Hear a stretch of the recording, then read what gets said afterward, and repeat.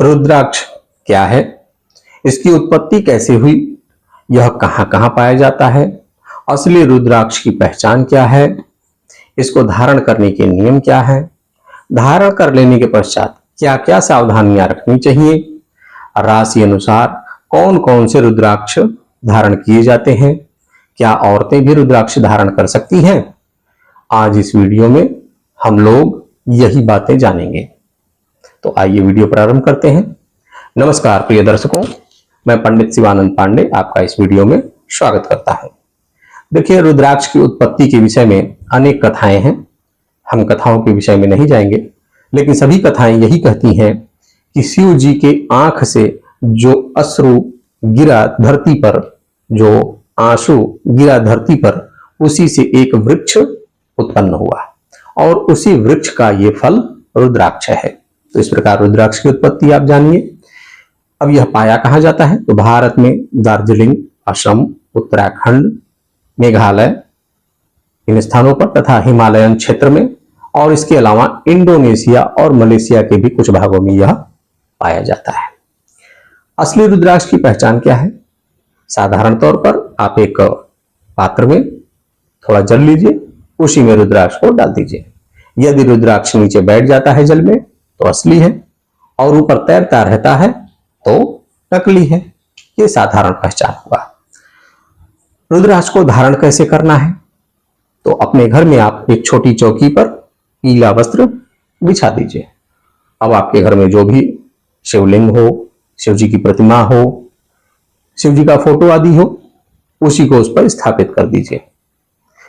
आगे जो मैं विधि बताने जा रहा हूं, यह आप शिव मंदिर में भी जाकर के कर सकते हैं, इसमें कोई फर्क नहीं। अब रुद्राक्ष को लीजिए, उसको गंगा जल में धो दीजिए, फिर गाय के कच्चे दूध से उसको धो दीजिए। उसके बाद पुनः गंगा जल से शुद्ध कर लीजिए। अब इस रुद्राक्ष को शिव जी के सामने रख दीजिए। रखने के बाद विधिवत शिवलिंग की, शिव जी की और रुद्राक्ष की विधिवत पूजा अर्चना कर दीजिए। सब पूजा पाठ आदि कर लेने के पश्चात एकाग्र चित्त, शांत चित्त होकर के बैठ जाइए, और बैठने के बाद 108 बार यानी एक माला ओम नमः शिवाय, ओम नमः शिवाय, इस पंचाक्षरी मंत्र का जप करिए। मन से जप करने के पश्चात अब उस रुद्राक्ष को उठाइए, शिवलिंग को स्पर्श कराइए। स्पर्श कराने के बाद उत्तर मुख होकर के पुनः ओम नमः शिवाय, ओम नमः शिवाय बोलते हुए इस रुद्राक्ष को धारण कर लीजिए। रुद्राक्ष को लाल या पीले रेशमी धागे में पहनना है, या आप सामर्थ्यवान हैं तो सोने चांदी में मढ़ा करके भी इसको पहन सकते हैं। रुद्राक्ष को धारण करने के पश्चात मांस मदिरा बिल्कुल नहीं खाना है, अन्यथा दोष लगता है। यदि आपको ये सब चीजें खानी ही है तो रुद्राक्ष मत पहनिएगा। रुद्राक्ष पहन करके अशुद्ध स्थानों पर, स्मशान में नहीं जाना है। यदि जाना ही पड़े तो उतार करके जाइए। शौच जाना है तब भी रुद्राक्ष को उतार देना है। रात में सोते समय भी रुद्राक्ष को उतार करके रख दीजिए। अगले दिन सुबह स्नान आदि करके पुनः इसको धारण कर सकते हैं। इस प्रकार ये सावधानियां विशेष रूप से रखनी चाहिए। रुद्राक्ष की समय समय पर साफ सफाई भी करते रहनी चाहिए।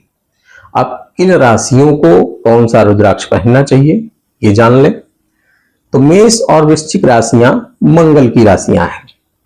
इन राशि के लोगों को 3 मुखी रुद्राक्ष धारण करना चाहिए। इसके बाद आता है वृष और तुला, ये शुक्र की राशियां हैं। इनको 6 मुखी रुद्राक्ष धारण करना चाहिए। मिथुन और कन्या, तो मिथुन और कन्या बुध की राशियां हैं। इनको 4 मुखी रुद्राक्ष धारण करना है। कर्क राशि वालों को 2 मुखी रुद्राक्ष धारण करना चाहिए, और सिंह राशि वालों को 1 मुखी रुद्राक्ष धारण करना चाहिए। धनु और मीन, ये गुरु की राशियां हैं। इनको 5 मुखी रुद्राक्ष धारण करना है। मकर और कुंभ, यह शनि की राशियां हैं। इनको 6 या 7 मुखी रुद्राक्ष धारण करना चाहिए। इससे सभी मनोरथ पूर्ण होते हैं। अब क्या औरतों को भी रुद्राक्ष धारण करना चाहिए?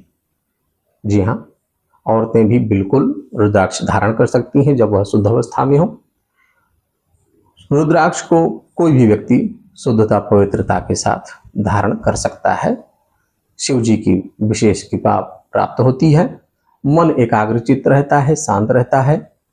बिना रुद्राक्ष धारण किए तो शिव जी की पूजा करनी ही नहीं चाहिए, उसका कोई फल नहीं है। जैसे भगवान विष्णु की पूजा बिना तुलसी धारण किए, तुलसी की माला धारण किए नहीं करनी चाहिए, उसी प्रकार शिव जी की भी पूजा में यही नियम है। तो आशा है आपको ये सब जानकारियां उपयोगी लगी होंगी। अंत में आपसे नम्र निवेदन है कि आप इस वीडियो को अधिक से अधिक लाइक शेयर करें और आगे भविष्य में भी इसी प्रकार उपयोगी जानकारियों के लिए, महत्वपूर्ण जानकारियों के लिए हमारे चैनल को आप सब्सक्राइब करना न भूलें। धन्यवाद।